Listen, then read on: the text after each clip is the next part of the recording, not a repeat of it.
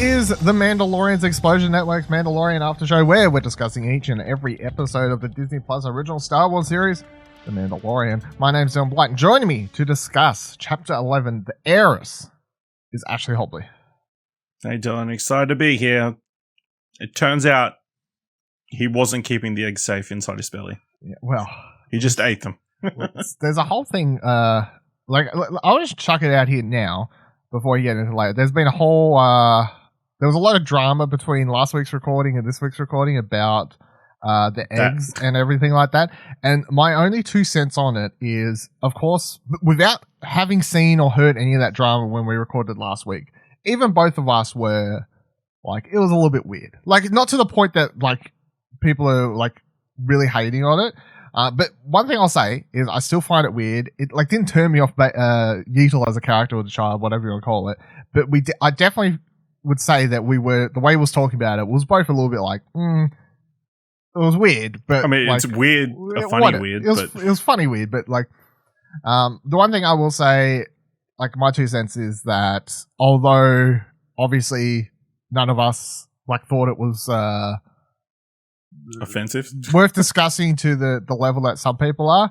My whole thing, and I'll say this with any other sort of subject or whatever, if people watch something, read something, whatever, and it affects them or makes them think about it in a certain way, and that's their experience, and they want to talk about it, that's fine. It doesn't have to ruin the way you feel about it, and we need to learn to be better at just understanding that some like people are allowed their points of view. You know what I'm saying? Like, but Dylan, this is the way.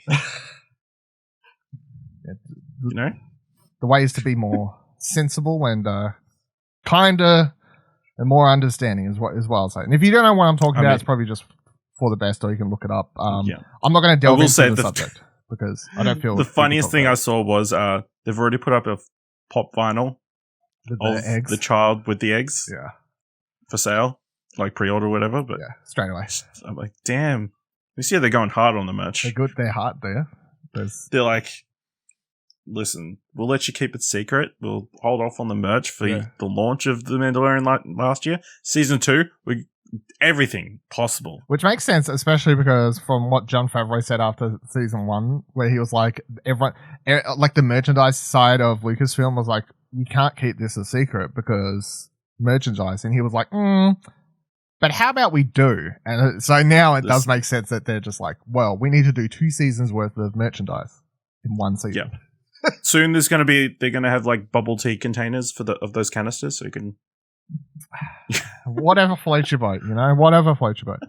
All right, let's get into this week's episode. So Chapter 11, The Heiress, directed by Bryce Dallas Howard, written by Jon Favreau. Let me start this way in the overall thoughts segments about the episode. I was very, very happy with this episode, and I'll jump the gun a little bit, and then we'll come back to it later so we can do the episode in a row, because else I feel like I could just focus on the one thing from the episode, and then that would be the entirety and not talk about anything else. But of course, Bo-Katan showed up, played by Katee Sackhoff. This is something that I've been talking about since last season, since we were discussing it, you know, when it was like, what Mandalorian would make the most sense to show up in live action? And straight away I was like, well, Katee Sackhoff should play Bo-Katan because that makes the most sense. And I want to say, it is perfect. Everything I could dream about it. I guess it just is because, like, she's the person who voiced the character for several seasons in the Clone Wars. Like, she is the character. But then also, she has, like, like between her roles of like Battlestar Galactica and all that sort of stuff, she plays that sort of role, and like she fits into that armor really well. You know what I mean? Like she just looks like she belongs, I guess. Like she just looks exactly like a character would, even though like the animated version of Bo-Katan was never like clearly modeled, and of course that show has like its own animation style, so of course it's not directly modeled to look realistic as to the actors who are doing the voices. But yes, I was very, very happy with that, and of course we'll discuss something else and name drop later. I'll save my thoughts for that. But yeah, this was basically a Clone Wars episode, and the other thing I want to say straight out on my overall thoughts of this episode is I didn't know who was directing this, right? So I'm watching it. I'm watching it. I'm like, man, this is a fucking... There was literally a point in the action scene where the Mandos are shooting through the ship, in the middle of the episode or whatever, and music, the way it's been shot and everything, I'm like, man, who's directing this episode? Because this is fucking killer. Like, this is great. And I was trying to think out of all the directors that we knew of who was likely to be directing this one. And the first one that came into my head is I'm mental. The one who's doing the Obi-Wan series. For whatever, mental blanking on her name now that I actually need to remember it. She's not directing this season though. Yeah, but I was like, I don't think. Yeah, but for some reason I was just like, maybe it was a secret. For some reason I pulled her name, right? I was like, because Deborah Chow. That's it. Yeah, okay. And to my discredit, I never once thought Bryce Dallas Howard would be directing the episode that was making my mind go, wow, this is a fucking kick-ass action sequence. But props where props are deserved. That she did a phenomenal job in this episode. That's one thing I just definitely want to shout out. Like, not to say her first directing job was bad. Like, she directed a fine episode last time, but this episode was just killer, especially that sequence. You know what I mean? So anyway, I love this episode. I'll delve into more why I love it, of course, as we continue. But what are your overall thoughts on this week's episode? Yeah, I really enjoyed it. Obviously, got the continuation of the story. Some funny moments. Obviously, we've got this whole side of Mandalore that we're going to continue with has opened up. We finally get some sort of explanation as to why he's wearing the helmet all the time and they're not, and that kind of stuff. So yeah, a lot of world building and story development this episode, and some cool action sequences in a very small time frame as well. What was it, 35 minutes? Shortest episode so far. Which is surprising because I believe they said around the start of the season that all those episodes would be around the same length. They haven't been. No, they've been all over the place. The first one was the longest ever, and then the second one was around that 42. And you're like, okay, maybe this is the normal. And now John Favreau just couldn't edit himself down. That was a problem. No, I don't mind the varying lengths because, as we discussed, I think during the first season, again, it is simply they don't have to write for a strict time with ad breaks and whatever on a streaming service. So, like, they literally just get to write an episode where it starts and ends where it makes sense for it to start and end without having to add in filler or take out scenes because of time or whatever. So, although I do think there's something to be also said for, like, there's a skill for script writing for TV for, like, that key time slot. And there's also something about being able to put in, like, good ad break cliffhangers and these sorts of things. That's definitely a skill on its own. All right, so let's jump into the episode. Let's start where it starts and then lead up to the big stuff, of course. So it starts on the Race Crest. They're floating, basically, in space. They're all asleep at this point. Frog Lady, her eggs are asleep, I assume. Mando, Yeetle, which he was like cross-legged, right? It looked like he was sitting kind of like Yoda would. Right? You would assume so. You can't see his legs, so it's hard to say. But that's kind of how he has legs. Yeah, his body seems shaped to the degree I was like, oh, you would assume so. Yeah, it looked like he was sitting like Yoda-like, which I guess makes sense. Alarm goes off. Wake up. They're approaching the planet. I can't remember the planet's name. I don't think it's really particularly important. Trask. Was that it? Really? Trask. Okay, jeez. Okay. So they're approaching Trask.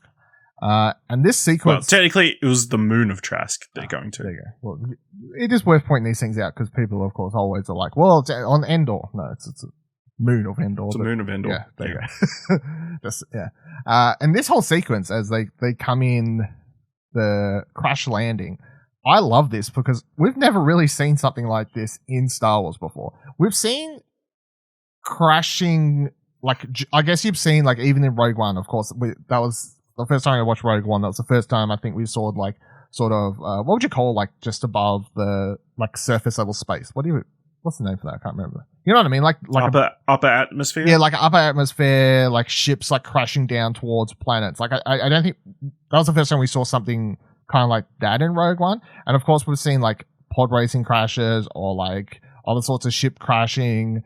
I guess the closest we've seen is Star Wars Episode 3 at the start when they crash land Dooku's ship.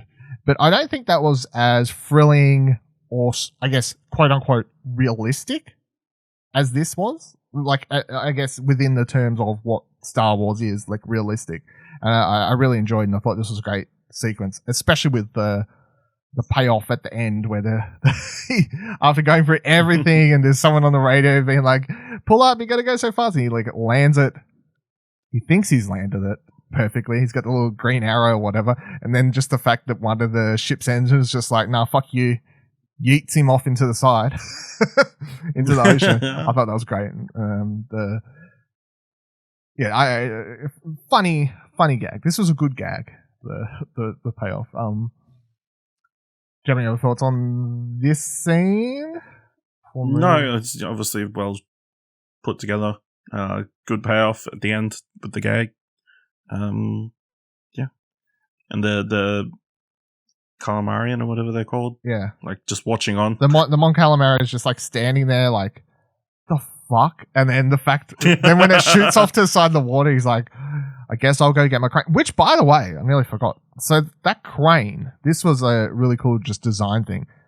Like, and I'm looking for confirmation. Obviously, we're recording this right after watching the episode, so I don't know if I'm saying confirmation yet, but it looked like it was like an AT-AT, like a repurposed one, basically.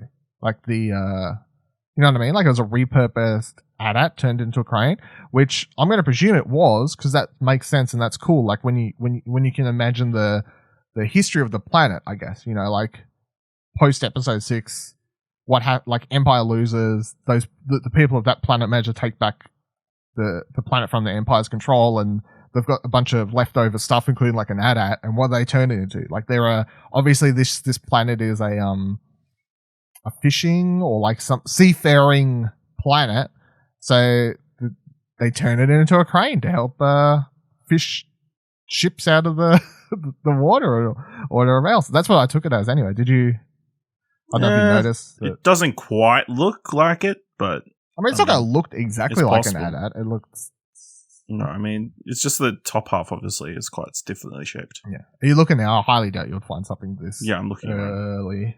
Yeah, it's not going to find it. No. So. No, I'm just looking at a side by side of an AT-AT and the shot from the. Oh, did you find the shot that fast? Or did you just open Disney Plus on you? I opened Disney okay, Plus. That makes sense. I was like, who the fuck's got screenshots out of it? Yeah, so that was great. So. Mon Calamari, Mando asks him to fix up the ship, so we'll come back to that at the end of the episode. Frog Lady gets reunited with Frog Husband, touching moment, and the eggs. That's very good. An actual nice moment in Star Wars. It's crazy. Yeah. I mean, weirdly, there was a moment where the ship, when they're coming down, and like she leaves the eggs, and I'm like, oh god, please don't tell me that she's going to go help with the ship and fucking Yeatl's going to just... They teased that. They did tease it. He looks at it. No, don't do that. I have lots of questions, and I guess we'll come back to it at the end of the episode, because there's lots of weird, like, Yeatle... Like, I'm trying to understand what may be happening inside of his brain. You know what I mean? Like, throughout this episode with different things, but we'll get to it when we get to it. The Frog Husband says that the Mando can find the help to find his people if he goes to the inn.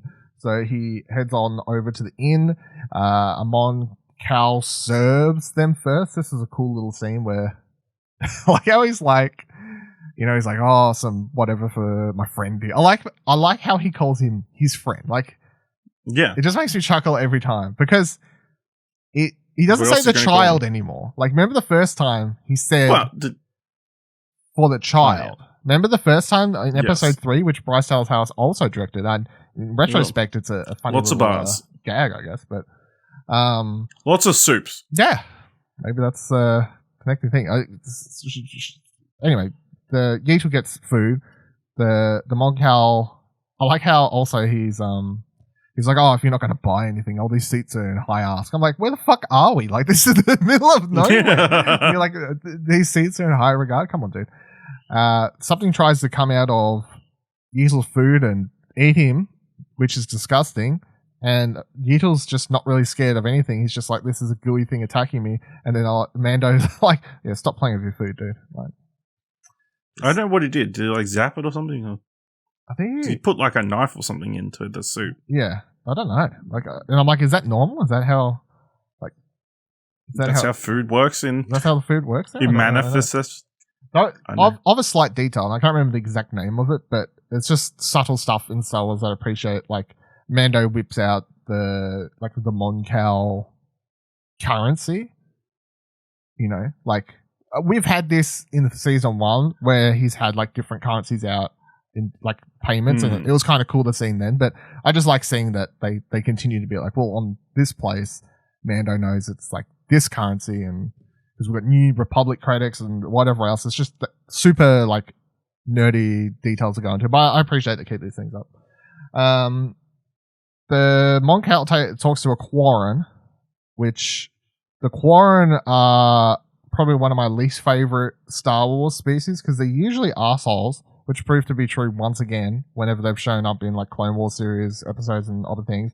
And also they obviously just kind of look like either what is it from Dead Man fucking Pirates of the Caribbean, whatever that character's name is. Davy Jones. Davy Jones. Yeah. It either looks like Davy Jones or a Cthulhu monster. So they're just not likable at all, as far as I'm concerned, you know? Like I don't or the Doctor Who things. The silence? The Ood. No. Oh, the Ood. Yeah, that's a good one, yeah. The Ood, that's true. But they were nice. The Ood were nice, at least. Mostly. Yeah. That's the difference between Doctor Who and Star Wars, I guess. the Heard it here first. Yeah. So he hops on this boat. Well, hold on. Worth pointing out that we do, amongst all this, see that shot of Sasha Banks' character, like standing in the crowd with the hood on, the one shot we'd seen. And I'll be honest, right? So they come up title. It says Heiress. We see the Sasha Banks shot. Like as soon as we got on the planet, I knew it was a Sasha Banks episode. Obviously, from where that photo had been released. I'm like, okay, Sasha Banks episode. Yep. It's called Heiress. I wonder if she's like some princess, heiress or princess of some place that is going to help this episode. Like I was just not even. So when it happened, you didn't expect it. No, I didn't expect it. Is what I'm saying. Yeah. So it worked out quite well. Like it's funny because in retrospect, when I look back at the episode, it's titled Heiress. I'm like, it is so plain and center. And then I got thrown for a loop for that one. So that was quite good. Yeah. So then Mando heads out on this boat, and they're not really going anywhere because, of course, the Quarren are just taking him out to trick him to get the Beskar. That's what they're after. Everyone loves Mandalorian armor. Like it's galaxy wide. One thing we've come to learn is everyone will just try and kill for that damn Beskar. And this dude does it the most evilest way I think I mean, we've seen some fucked up shit with the child this season, but little old Yeetil's having a terrible time so far. That shot of the Quarren like being like, yeah, come have a look at our sea monster. We'll feed it. It'll be like real entertaining. Bring the child. It'll like to watch. Full documentary. Yeah, like get a full trip. And just the fact he fucking like hits the back of that thing and sends him flying into the mouth of that monster, whatever the hell it's called. I was like, no, this is disturbing. You know. Just when we think that there's the most evil way someone could treat their child, someone goes and tops it. Yeah. You know? We gave Jason Sudeikis shit for like kidding him a couple of times. That's nothing in retrospect. Yeah. The season opens, knife straight away. Like, I'll fucking kill you. Now just like hit straight into a sea monster. I also thought it was cool how, like, without even a blink of an eye, I mean, it's not really up for debate how much Mando is committed to the creed or his cause, but you know, without even thinking about it or like wondering what that monster in, he's just dives straight in, which I guess, you know, says to his character how committed he is to this. So he dives in. We get. By the way, in my head, I'm constantly checking off shots from the trailer. So we do have like ships from trailer, and then the shot of him in the grate, like underwater. That's also from trailer. So tick that off your trailer list, everyone. Then, of course, we see 3 Mandalorians come down out of nowhere, jetpacks and all, and kick the Quarren ass. Kill them, in fact. Like, they straight up kill all those motherfuckers. See you later, see you later. Good. Deserved it. Especially the one that hit Yeetle into the fucking sea monster. Get the hell out of here, dude. And so 3 come down. And at first I'm like, you know, my eyes kind of begin squinting. I'm looking for details. and I see what we would become. We will soon learn Bo-Katan's helmet, and I go, "That's Bo-Katan's helmet." So, and so this is the way this is important because I'll set up. There's several things in this episode that very much excited me, and I was very excited because even though a lot of this stuff has been rumored and we talked about it, I have developed a skill that I'm pretty good at not getting too overhyped for something, and that way I won't get like too disappointed. Like I can talk about rumors of Ahsoka and whatever else, but I'm not going to overhype myself, so I can still be excited. Yeah, you know, you learned your lesson from Rise of Skywalker. Yes, that's a very good point. So then I'm squinting, and I'm like, that's even with amongst this fight sequence, I'm like, that's Bo-Katan's helmet. But then I'm like, calm down, Dylan. Like, let's just wait and see. Like, so I'm like, watch it. But if anyone had been recording me watching this was like, I'm sitting back in my chair, like watching, leaning back, and then as the scene's developing, just like I'm slowly creeping forward towards the TV, like reaching out like a magnifying glass. We might need to do that for the next 2 episodes at least. That's a good point. It may be worth it doing a thing because I mean I'm not jumping out of my chair, and I wouldn't want to oversell my reaction, but like I was there, like I think all I said, right. So here let me explain this, mate. And for people who don't get it, let me put it this way: Clone Wars is I don't know if I've ever said this or something, but I think I've definitely decided that as far as like Star Wars exists, Star Wars Clone Wars is my favorite Star Wars thing. Like as a product, if you want to put them into like separate products, like original trilogy, prequels, sequel, you know what I mean? Like sequel trilogy, yep. Rebels, whatever you want to call it. Like if we can count Star Wars, Clone Wars, the entirety of that run, as like a singular thing, that's what I would say is actually my favorite Star Wars thing. That's where my favorite characters are from. That's where my favorite stories are from.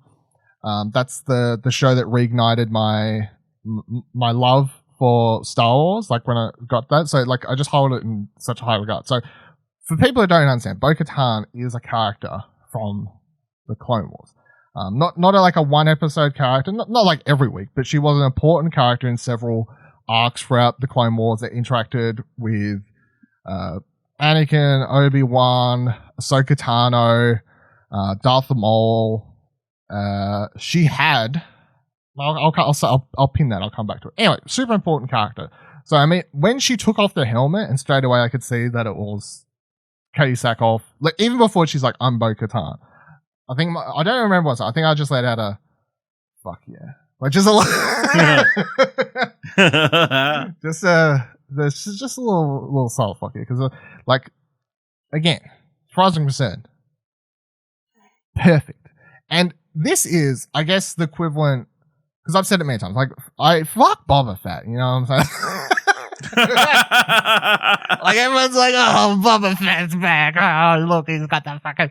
Like, that episode did nothing for me. And I think you can tell, because I wasn't on here being like, oh, super excited. Like, I was just like, oh, Boba Fett's armor. Like, cool. It was a great episode, but I definitely wasn't flipping my lid. Like, when the camera panned around, you saw Boba Fett's armor, I'm like, okay, it's not him, because it looks like a slanky little slimmy fucking cunt in it. And I know that on purpose. But even sorry, Timothy Oliphant. But even the shot at the end, I'm like, all right. Like, I have no love for Boba Fett. I think people that love Boba Fett is because they haven't actually got to experience any other Mandalorian shit other than Boba Fett. So Boba Fett's the only Mando they know, and they go, armor, everything about that character, like the style, cool. And now the Mandalorian, for a lot of people, is the only other time they're seeing like more Mandalorians. Whereas if you've watched like Clone Wars and whatever, you've had billions of Mandalorians, and Bo-Katan is a fucking kick-ass leader. So I don't want to spend the whole episode on back history, but like to set up how important she is, as the episode started, like she's the heiress to Mandalore. Like she is royalty. She was also part of... This is important. Let's get into this, because this is actually important to Mandalorian and like Din Djarin lore. So of course, Bo-Katan takes off her helmet, and the other two, who we've discovered have names in the credits but aren't important. So other two Mandalorians take off the helmets. One played by Sasha Banks, of course, which I will say did quite a good job. She had one line, great delivery, and then every other time she was like I'm not saying like silly, but I thought she did pretty good, like especially considering her wrestling character. Like it's not really at all similar. So, of course, they take off their helmets. At the Din Djarin, who was looking quite happy. This is another thing where I think the line delivery and just the subtle movements you could see under his helmet. He's like smiling. He's like, "Oh, more Mandalorians." Walks up, they take their helmet off, and I just pictured him going like droop, like straight. Not like, again. Where'd you get that armor from? Like it's straight away, like straight to complete and utter disappointment with them all, which I found quite interesting. And that's because he is, I mean, I think this episode's confirmed what a lot of people have been theorizing for a long time, which is that the group he's with, the ones he just refers to as the Creed or, you know, whatever, like his group who all keep the helmets on, they're the continuation of Death Watch, which makes sense because they always called it the Watch or referred to it as Watch or something like that. So Death Watch, and Bo-Katan confirms this because she's like, oh, he's one of them. Like, oh, don't you know you're from like a cult? You know, is run by these people, blah, blah, blah, blah, blah. And she knows all about this. And the subtle hint we had that it would be the same people is in the flashback episode last season. The people who came down and saved him had Death Watch symbols on their Mandalorian armor, which you couldn't 100% confirm that they were the same Mandalorians that he was still around with. Like, it could have just been like they saved him and then he grew up and he ended up with a different group, you know what I mean? But this confirms, as far as I'm concerned, that he's following Death Watch. And Death Watch was basically like an ultra extreme group that ended up warring against Bo-Katan's group. The different sides of Mandalore basically split, and this is a whole run in the Clone Wars, where Darth Maul was actually in charge of Death Watch because he was trying to take over Mandalore and basically turn it into an extension of what would become his criminal underworld empire, because he ends up just running like so many sectors of the criminal underworld. Go watch Solo, Han Solo, sorry, or whatever the fuck it's called. And Death Watch, Bo-Katan fought against that, and her group was called Night Owls. Yeah, that's it. Night Owls. That's the owls on the helmet. Yes, that's how you know it. That's how I was like, it's Bo-Katan. So yeah, Night Owls was her group, and she fought back. And I know I've mentioned it before. Skip. The other important thing for all this is that last time we saw her was in Star Wars Rebels, which is set just before Episode 4. And last time we saw her character, Sabine Wren, had given her the Darksaber. And it's basically, long story short, had given her the Darksaber and said, hey, here's a Darksaber, which is a lightsaber that was created for the one ever Mandalorian who Jedi was a Jedi, kind of. It was like, here's the Darksaber, Sabine Wren, Heiress. Go take back Mandalore. Skip ahead to this episode. She shows up, and I'm like, bitch, how'd that go? You didn't do a good job, did you? Because some other dude has it. I know. I'm seeing him with it. I know what you're after already before we even I don't even need to get later into this episode. I'm like, I know what you're after. You're not after what's on that ship. I'm like, you're after fucking the Darksaber. I can see 2 miles ahead here. So yeah, it's just funny to see Jin's reaction to because he's just like he is in a cult. Like Death Watch is basically like ultra extremist Mandalorians, and that tracks through to this. So there's lots of interesting stuff to delve into there. Yes. Yeah. So his group is like the Amish, almost. Yeah. Amish Catholics. Yeah. I mean, whereas the Mandalorians are just general Christians. Yeah. Yes. I guess. Yeah. If you want to go like that way, like it's just like I don't know if there's lots of cool and interesting things you can do with Mandalorian lore. Like, and of course you could.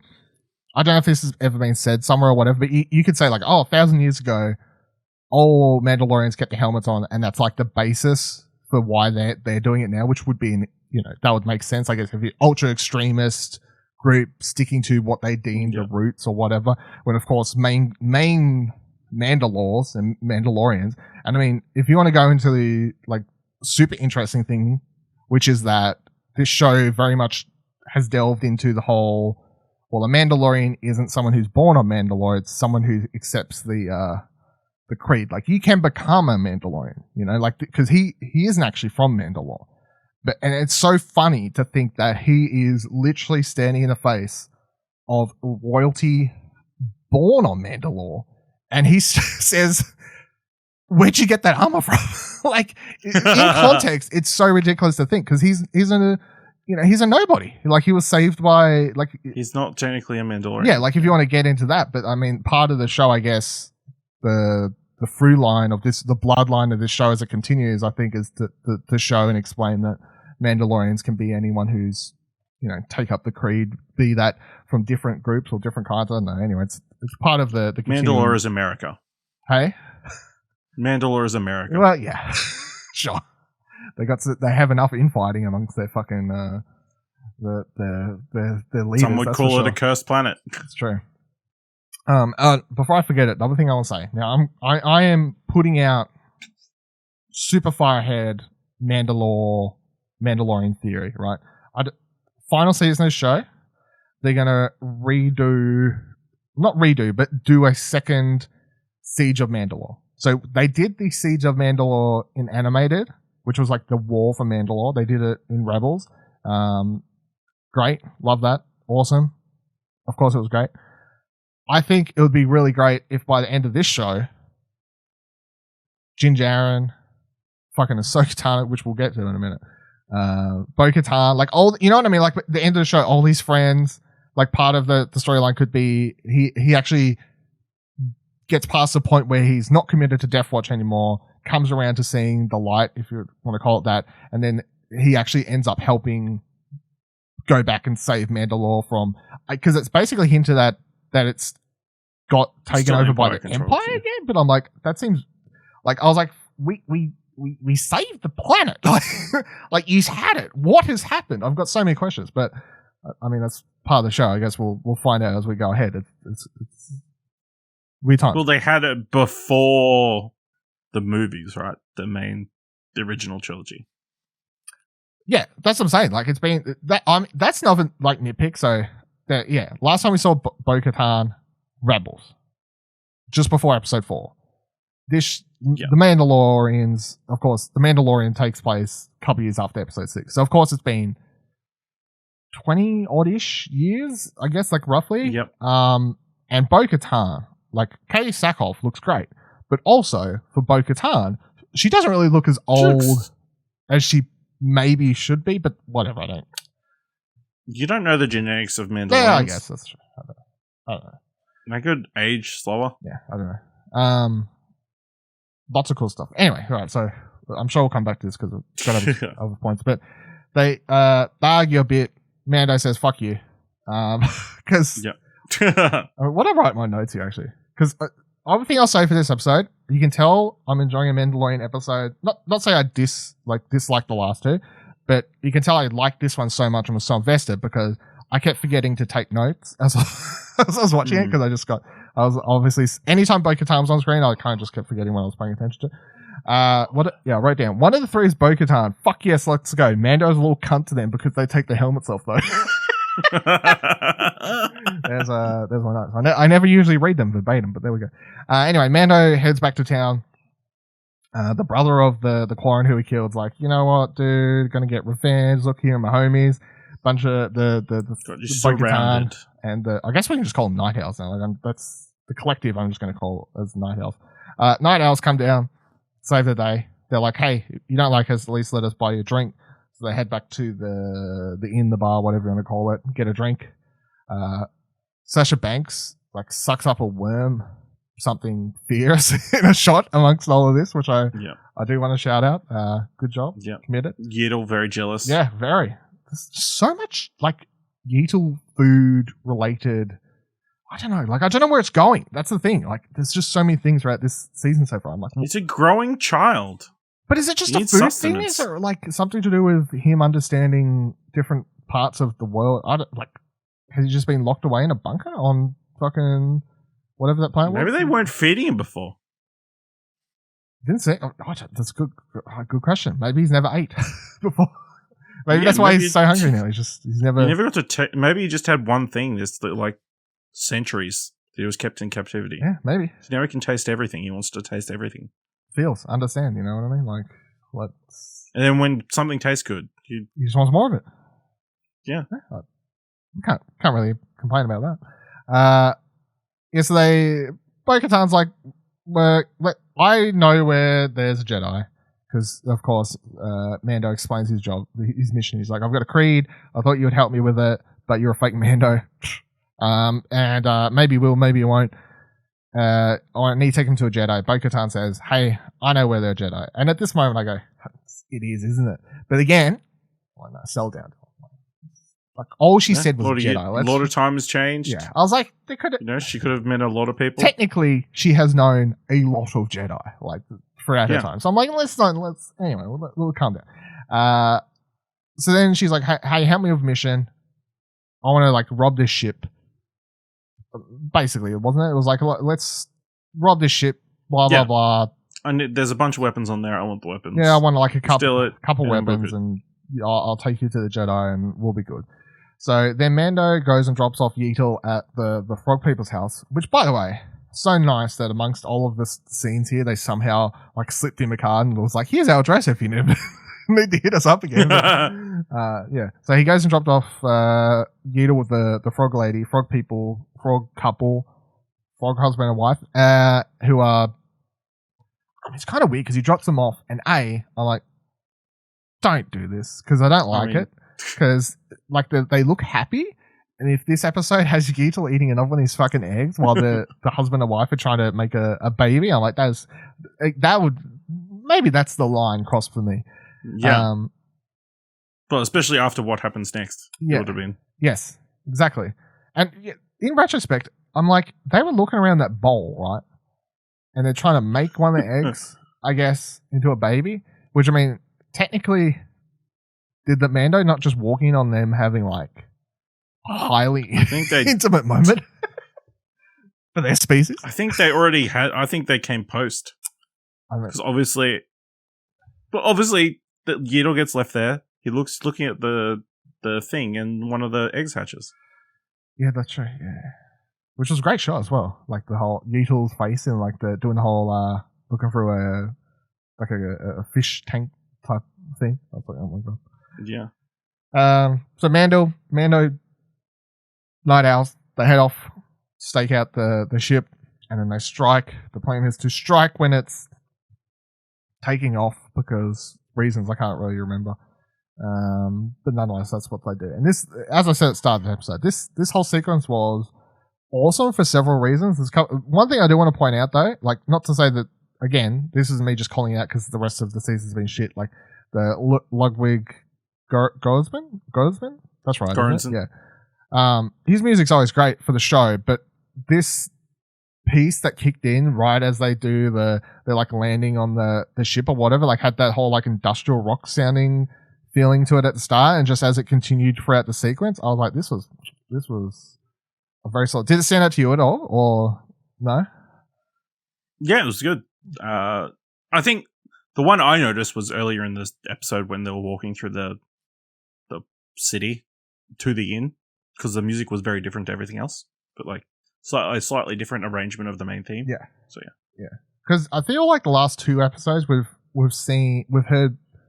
There's been a couple new pieces, but I feel like most of it's been reworks or stuff we've sort of heard before, or not even noticeable enough. I don't know. Yeah. But this whole sequence was fucking awesome. So you've literally got 4 Mandalorians, which I know we had the scene in episode 3 last season, which was the first time we'd seen live action a lot of Mandalorians involved in a sequence, and that was kick-ass, of course, when they all showed up.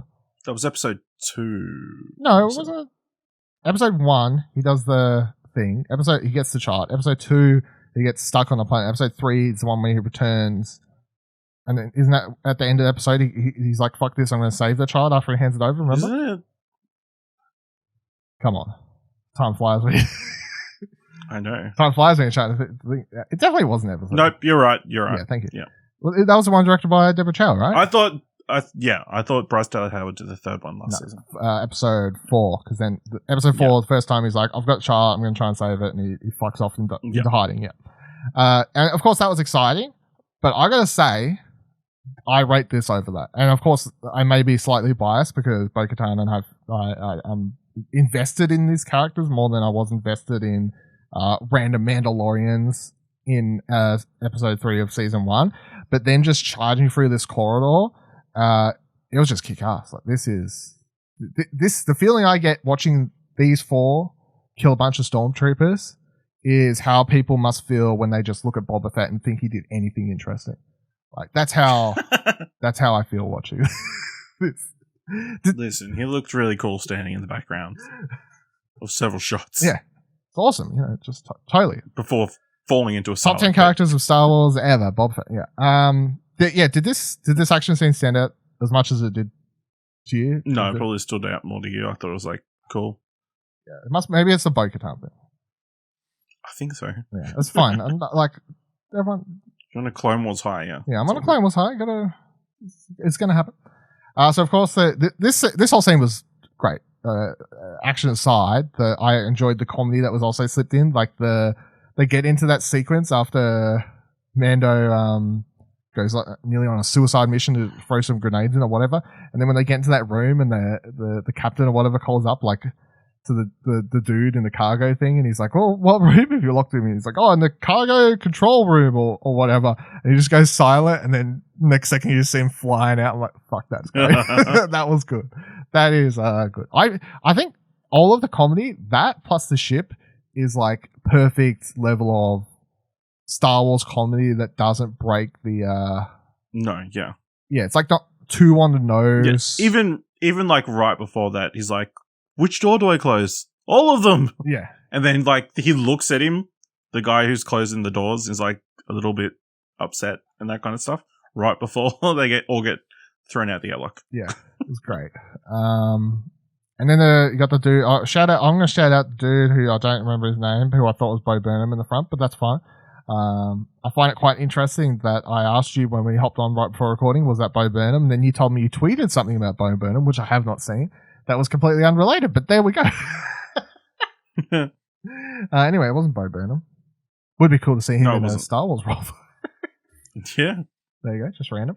So the Mandos and Night Owl, they all fight to the front. They take over the ship because they're suicide diving at this point because Moff Gideon has finally showed up. Episode 3. The big villain who was, of course, introduced at the end of last season. We finally made an appearance. I think very sinister, like still holding that kind of like, because again, we don't really know what the fuck he's doing, or like, I'm going to say after this episode that, so based on everything I know of reading like the extended universe material, right, and everything that happened with the Empire post episode 6 and whatever, I don't really understand who and what and how Moff Gideon fits into the mold of all that, because it's very obvious that either everyone was captured, there was a final battle over Jakku following episode 6, and then pretty much it said that after that the remnants of the Empire fucked off into the outer reaches, the outer rim, and kind of disappear. And then in come the Rise of Skywalker, which kind of doesn't touch on that at the same time. Nonetheless, I don't know. I feel like Moff Gideon is running a very like, what would you call it? What would you call a terrorist organization? Like a splinter group of the Empire? Would that be the right word? Yeah. I feel like that's what he's running. Like it feels like a splinter group of the Empire, where like he's in charge of it, and like he says, "Long live the Empire" or whatever, but he doesn't say "Long live the Emperor," which I feel like is important. Something probably relevant to what we're currently going through is probably more like Hydra, connected to the Nazi Party. Yes, yes, yeah, like someone Red Skull just like taking over Splinter Group. Like, to that sort of effect is what I'm rating Moff Gideon at this point, especially because after they get into the room, Moff Gideon tells the captain, "You know what to do." He shoots the other two dudes, and then he begins diving the ship. So it's like a full-on suicide thing, which isn't very Emperor-ish, because Empire-ish. Because if that's how the Empire always rolled, they would have just been suicide bombing their TIE fighters into the X-Wings. You know what I mean? Like, it was never. They weren't a. Yeah. They had some self-preservation. Yes. To a degree. Like, they've explained in lore that TIE fighters never had shields so they could go faster, and that was just a YOLO. Like, you're more nimble. You may die, but that's not the same as straight up suicide bombing. You know what I mean? Like, that's a whole different level of warfare to a degree. So the fact that he kills the other two dudes, is willing to dive it, it really lends this whole Moff Gideon being this evil overlord leader of it, like, it's completely not even like Emperor or Empire related really at this point, especially after Bo-Katan holds up the knife, says, you know, she's like, "Where is it? Does he have it?" And he says he has it. If you're asking, you already know he has it. And then she says the word Darksaber. We haven't actually heard that in the show yet. Of course, if you watch or listen to any Star Wars podcasts and you didn't know what it was that Moff Gideon pulled out at the end of last season, you would have heard me and many other people going, Darksaber, that's what it's called. But this is the first time we've heard it in the show, so that's cool. And then he takes the equivalent of like a cyanide tablet for Star Wars out of his tooth, which was cool, I guess, but not. You know what I mean? Like, we haven't really seen something like that. I guess the most equivalent is Attack of the Clones, when the assassin's shot by Django to a degree, like the similar sort of like killing someone so they shut up, like that type of scene. Yeah, we've never seen someone take a cyanide tablet to to that degree, so that was interesting. Nonetheless, Bo-Katan gets a bunch of weapons, which, by the way, is worth mentioning that there's 3 Mandos in this episode. She wants a fuck ton of weapons. She has a fuck ton of other Mandos somewhere, right? You know, like, I feel like that's self-explanatory, right? She's not getting that many weapons for 3 people. That's not. No. That doesn't make sense. So she obviously has still a lot of Mandalorians that she's building up to go fight. By the sounds of it, she wants to go fight Moff Gideon first, get the Darksaber, and then reclaim Mandalore. Like, that sounds like the structure of events. And one of those is probably going to line up quite well eventually with Din. For his thing, because of course Moff Gideon is chasing his ass because he's still after the child, and she wants the Darksaber back. So of course they're going to cross over at least once more, if not this season, then in seasons to come. So that's setting the tails there. Before they split their ways, though, of course, Bo-Katan turns to the Mando and says, "Hey, I have a name for you. Go to this planet." I didn't write it down. I completely forgot. I was a bad note taker for this episode. Says, "Hey, go to this planet." It didn't stand out in my head, so I'm going to assume it's you, because that's how much I know Star Wars. If I didn't know it, no, that's fine. She says, "Go to this planet. There you'll find Jedi named Ahsoka Tano. Tell her that Bo-Katan sent you. She will help you." Boom. I gotta say, I could not have anticipated how the feeling. I don't even know how to explain it. Like, it's a weird feeling. It's not like full joy, because I haven't seen Ahsoka yet.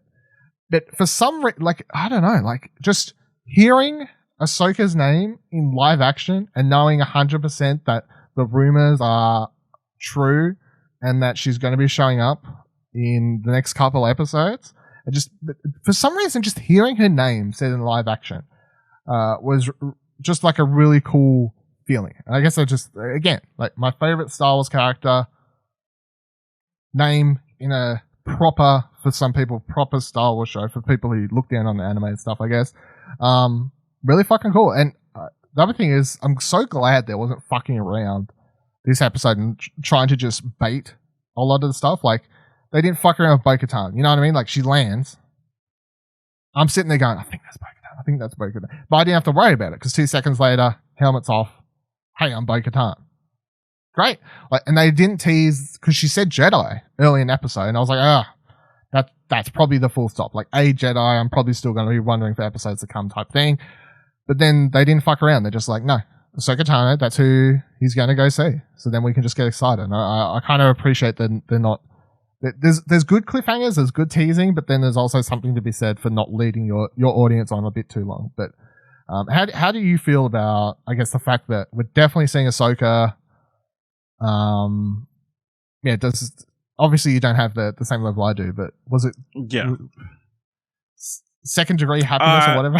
Yeah, it was definitely second degree happiness. I'm like, as soon as I heard the name, I'm like, Dylan's probably like, so excited, so happy that we might be seeing that's in mind. Ahsoka Tano in live action. But yeah, cool moment. Bo-Katan, very good. We skipped over the double cross in the middle where she decides she wants to take the ship, which wasn't part of the deal.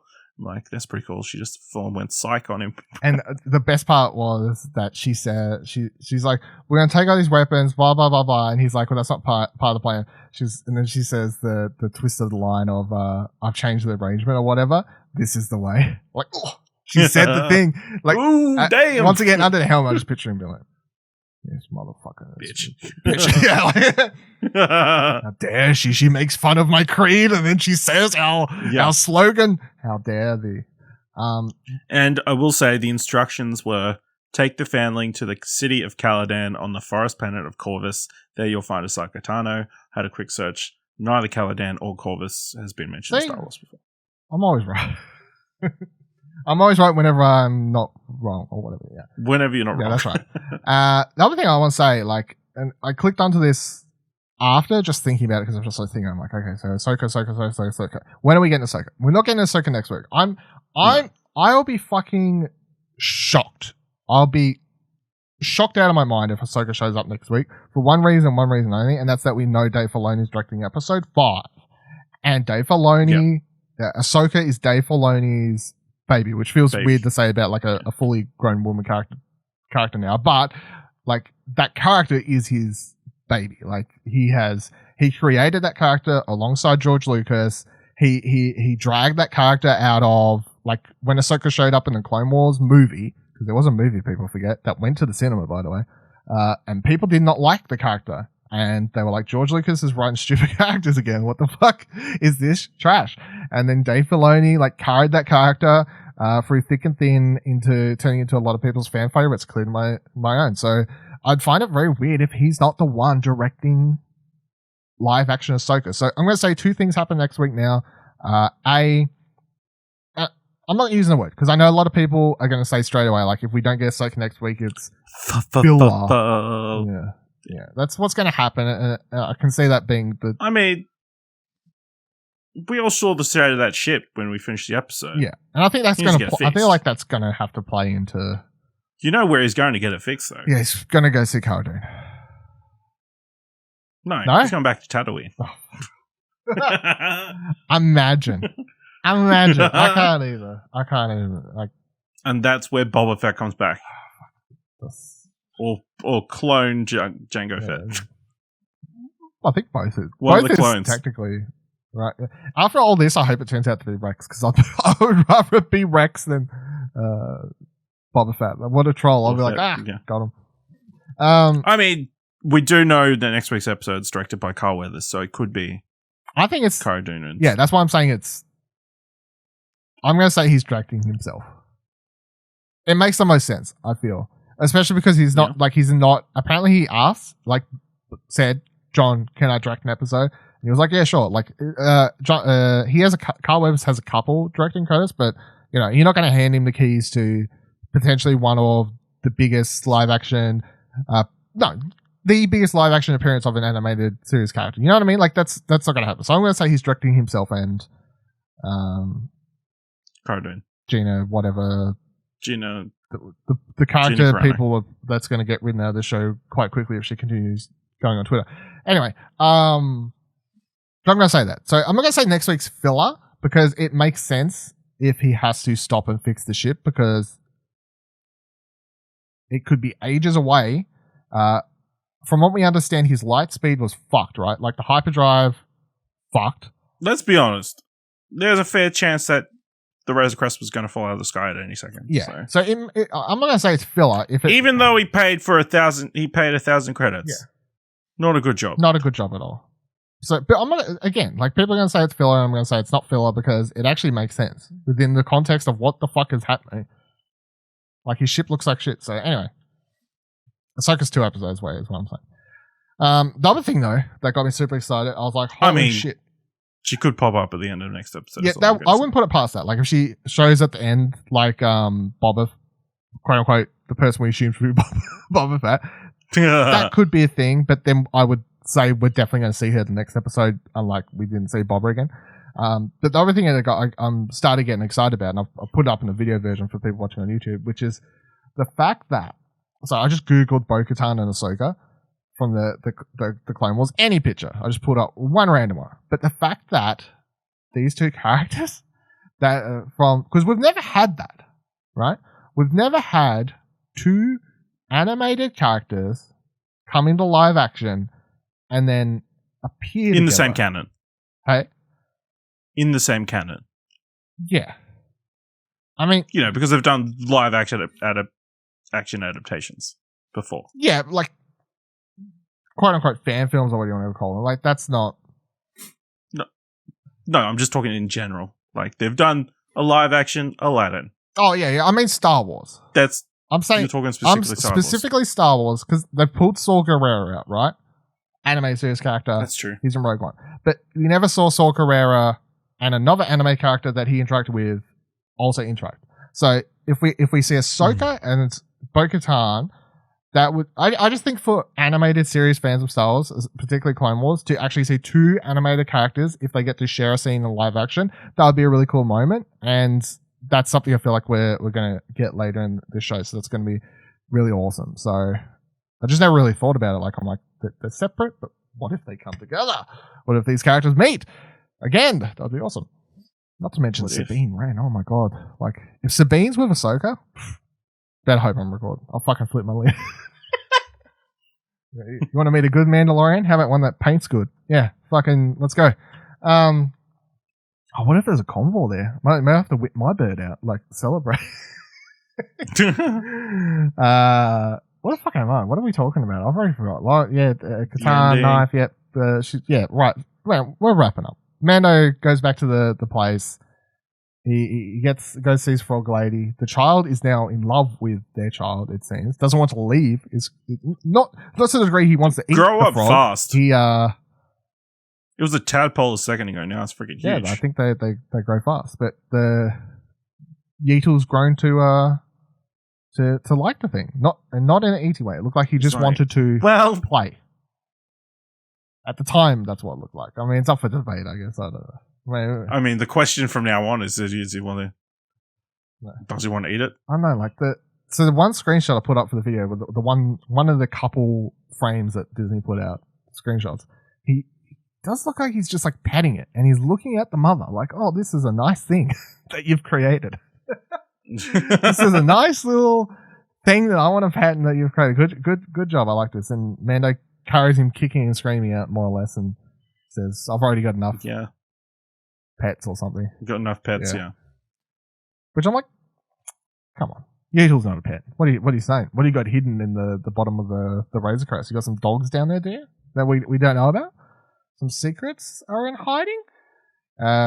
Mando heads back, talks to, of course, as we mentioned, talks to the Mon Calamari, fucked him over for 1,000 credits.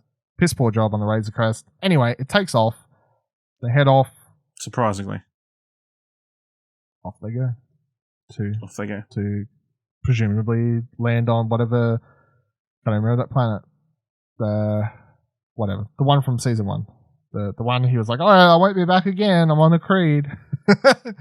Landing again. Oh, I'm back, guys. Can you help me fix my ship? It's fucked, eh? Any other random thoughts before we Navarro.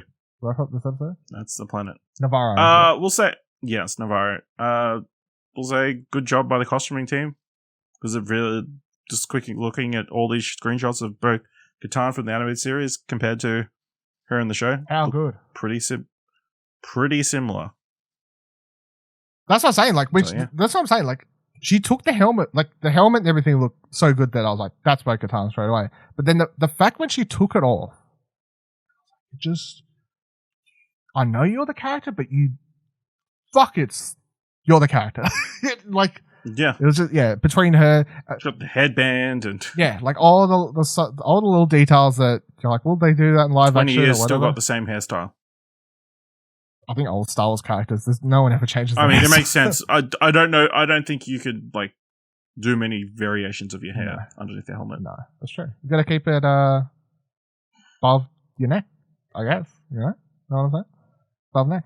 Yeah, otherwise, gets everywhere. Gets everywhere. That's right. Then I'll do it. Fantastic episode. Of course, I loved it. I'm gonna say this is my favorite so far, obviously. But knowing Ahsoka's coming, it's getting ready to get toppled. All I'm gonna say as we wrap up this, anyone else listening who is like a mega Ahsoka fan like me, if there is anyone, do not get if there's anyone, do not get annoyed that we have to wait another episode to potentially get Ahsoka. Like, don't become like, oh, this is filler bullshit, blah, blah, blah, blah, blah. Enjoy the show for what it is. Know that we're getting Ahsoka the week after and be happy with that. Like, it's literally two fucking weeks. Calm the fuck down. Listen, this is the way. This is the way. This is the way it has to be. That's your new favorite. Yeah. Thank you for joining us on the Mandalorians. You can find the show on explosionnetwork.com, youtube.com/Explosion Network. All good podcasting services, of course, including Apple Podcasts or Spotify. Follow us on Twitter by heading to explosionnetwork.com/Twitter. Take you to a Twitter list of all our Twitters. And until next week, we have spoken.